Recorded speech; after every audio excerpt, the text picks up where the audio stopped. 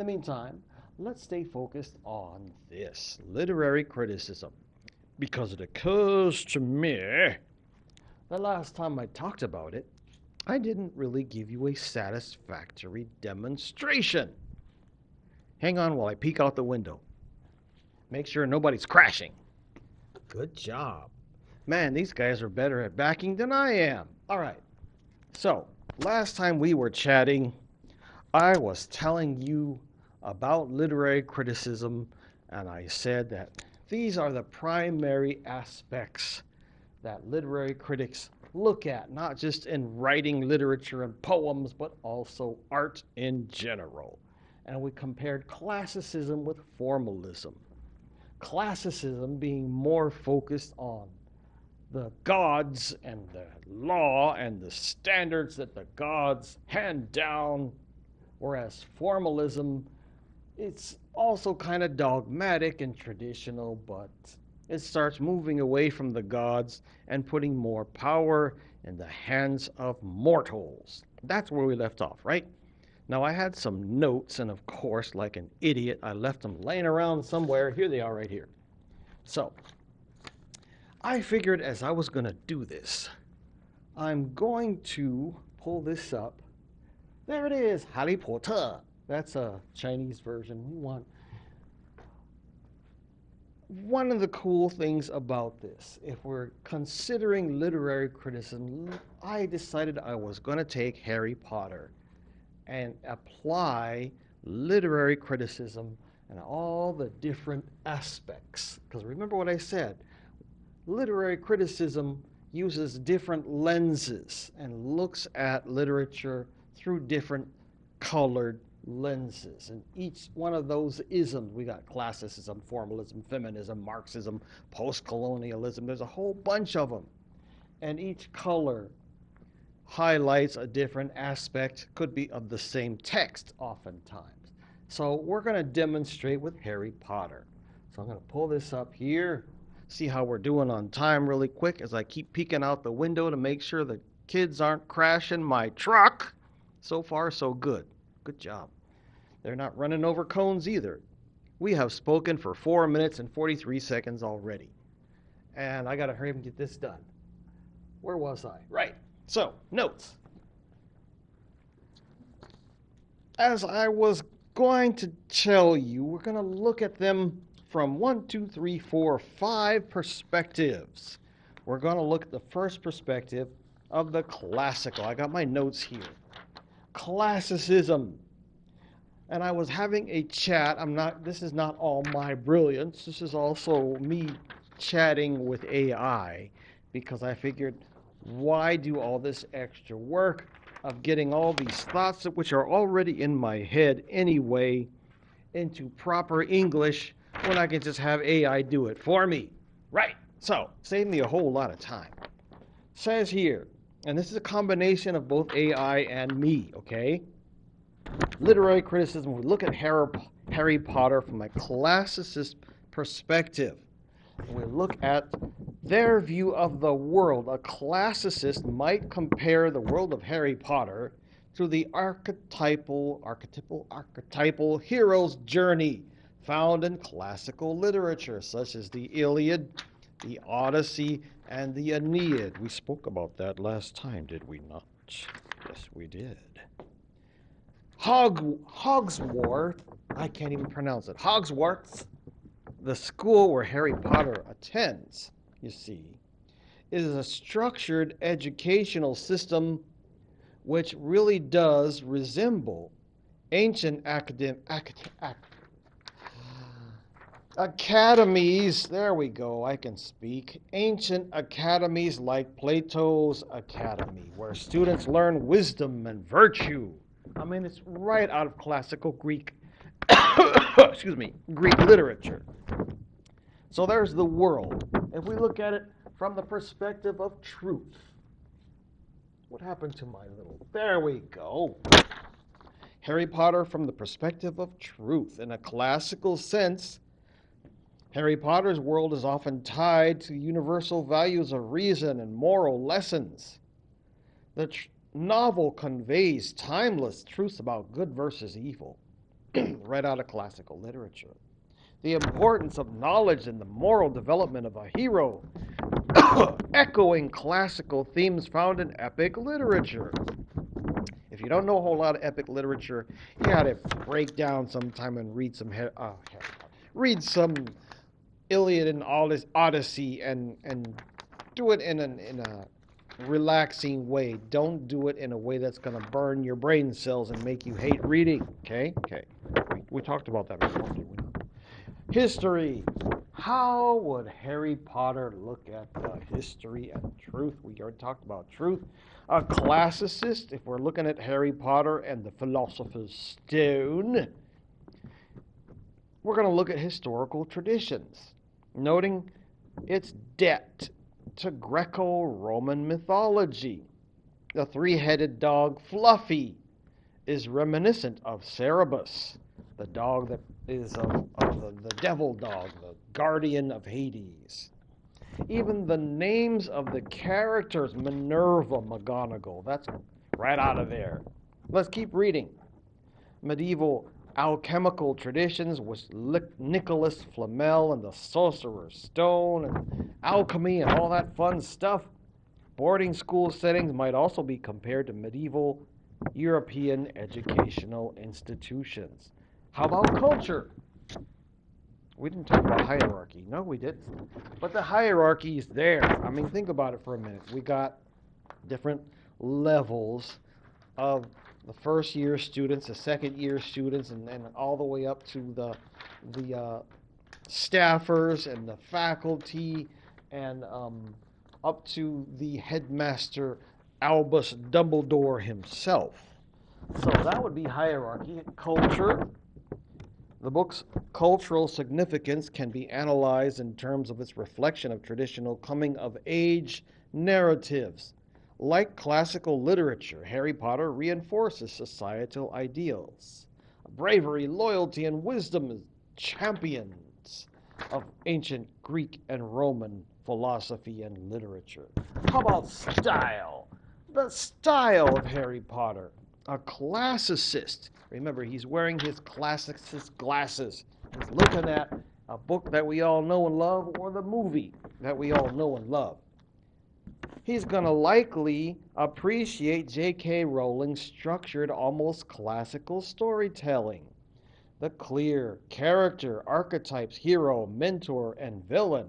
A well-ordered plot with rising action and resolution and emphasis on eloquence and dialogue, such as Dumbledore's speeches, which resemble the wisdom of Socrates and Cicero. Last but not least, we have art. In this case, a classicist might view Harry Potter as a modern continuation of great literary tradition, blending elements of mythology, folklore, and chivalric romance into a structured, well-meaning narrative. The book could be seen as a work of art because of its moral lessons, imaginative storytelling, and craftsmanship in world building. So there's our classicist perspective on Harry Potter. And again, we're going to take those glasses off because they're using a different color lens. Put those down for a minute. Now we're going to look at it through a formalist perspective. I'm going to go faster. I don't have my glasses. Hang on. I'm going to put them on. Where's my glasses? I found them. Nope, I didn't find them. Yes, I did. Found them. Formalist. Now, if we're going to look at Harry Potter through formalist eyes, a formalist. Where's Harry Potter? Gimme! Gimme! Oh, it's not going to work. Never mind. We don't care. I was just going to show you the picture again. Big deal. A formalist will look at the world and focus on how Harry Potter's world, that is structured through language and setting and narrative techniques. Got it? The technique of the storytelling. Vivid descriptions of Hogwarts, Diagon Alley, magical elements contribute to an internally coherent fictional universe that operates within its own rules. So again, we're moving away from gods and divinity In classicism, we got to change our glasses and switch to formalism, different color lens. And now we're highlighting different aspects of the same story, right? Okay. What else? Truth for the formalist. Truth in formalism is not about external reality, but about the internal logic of the text. The novel's themes about friendship, bravery, and destiny are conveyed through narrative devices such as foreshadowing. For example, the Mirror of Erised, and symbolism, Harry Potter's scar, as a mark of his fate. Ooh, history. How about the history? For this book, rather than examining the historical influences, a formalist would analyze how history is presented within the text itself. So formalists oftentimes will say that a text or a book is a world within itself, never mind its relationship to the gods.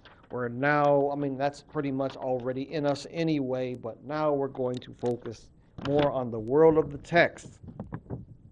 The novel establishes, let me see here, sense of historical depth through its references to past magical events, founders of Hogwarts, and figures like Nicholas Flamel, again creating a structured and immersive literary world. Culture. How about culture? Well, we skipped over hierarchy again, but for a formalist, it's going to be pretty similar to that one, except there's less of divinity involved, and it's more of a structure of the way that is the right way of a school to function, having different levels in a hierarchy there. So let's jump down to culture. Did we already talk about culture? Yes, we did. Style. The novel for a formalist. The stylistic elements, word choice, sentence structure, narrative pacing, would be central to a formalist critique. Rowling's use of whimsical names such as Dumbledore and Snape and the balance between dialogue and description contribute to the book's readability and engagement. Got it? How about art in general? From a formalist perspective, Harry Potter is a work of art because of its craftsmanship and storytelling. That's important for formalists, you see. The carefully structured plot, recurring motifs, e.g. the number 7, and interwoven subplots create a well-formed literary piece that stands on its own, independent of external influences. So that's something big on formalism. We want the plot, the story, the book, the poem to stand on its own. However, we do have to say that it's standing on its own based upon the stuff built by divinity, the gods. But we're not going to talk about the gods. We're going to talk more about the text itself. How about a feminist? Let's take off our formalist glasses. How would a feminist critic look at Harry Potter? Ooh, we don't have feminists up here, but we can just use our imagination now. A feminist would view the world, a feminist reading would examine gender dynamics in the wizarding world. While Hogwarts is co-educational, power structures remain largely male-dominated, with figures like Dumbledore, Snape, and Voldemort holding the most significance. However, characters like Hermione Granger and Professor McGonagall challenge traditional gender roles by exhibiting intelligence, leadership, and authority. So there's a good feminist perspective on the world. How about truth? From a feminist perspective, truth is often shaped by dominant narratives that may marginalize female experiences. Hermione, despite being the most knowledgeable student, is often dismissed or underestimated. You got that? Let me read that again. That's important. From a feminist perspective, we're looking at truth. And we will see that Hermione, despite being probably the smartest of the students, she is often dismissed or misunderstood, highlighting real-world gender biases in how intellect and capability are perceived. Ooh, got it? How about history and hierarchy? For a feminist perspective, Says here, feminist criticism would interrogate how women's contributions to the wizarding worlds are portrayed and overlooked. Ooh, I like that. While figures like Rowena Ravenclaw and Helga Hufflepuff are mentioned as Hogwarts founders, their roles are less emphasized compared to Godric Gryffindor and Salazar Slytherin. Mm. The text's historical perspective tends to prioritize male narratives. Same with the hierarchies. It's the men who have most of the power and have the higher levels of what's going on in the book and in the movie. Culture in general. A feminist analysis would consider how the novel reinforces or challenges cultural expectations of gender. Hermione, while an exceptional student, often conforms to the bossy stereotype of intelligent girls. On the other hand, Mrs. Weasley represents the nurturing mother figure, doesn't she? Yes, she does. In reinforcing the traditional roles through her fierce protection of her family, but it does give her strength beyond domesticity. So a feminist is going to look at those gender roles. How about style and art for a feminist? Well, style focuses on the male protagonist again. However, J.K. Rowling, who, by the way, we know that she didn't use her full name because she was afraid when she wrote the book that nobody would read a book written by a woman. So she just used her initials, J.K. Rowling. Anyway, that's not on this script I'm reading. It's from what I remember. See, that's why I say I'm combining my own noggin with what AI is talking about. Rowling subverts some conventions by making Hermione a key problem solver rather than just a passive side character. Got it? That's important. Feminist criticism. The balance of male and female mentorship, e.g. McGonagall and Dumbledore, also suggests a nuanced approach to gender representation. Art in general. Feminist criticism would assess whether Harry Potter is a literary work and it perpetuates and challenges gender norms. While the novel upholds some traditional structures, it also offers strong female characters who defy expectations. This series as a whole increasingly explores gender equality through the first book and maintains a more conventional, gendered framework in its heroes' journeys narrative. We're going to stop it right there because I got to go out and mess around in the yard some more, as you know, because I'm playing hooky. I should be supposed to be teaching my trucking class, but I'm teaching two classes at the same time, so we're going to stop it right there. We'll talk to you in the next video. Talk to you later. Bye-bye. 20 minutes.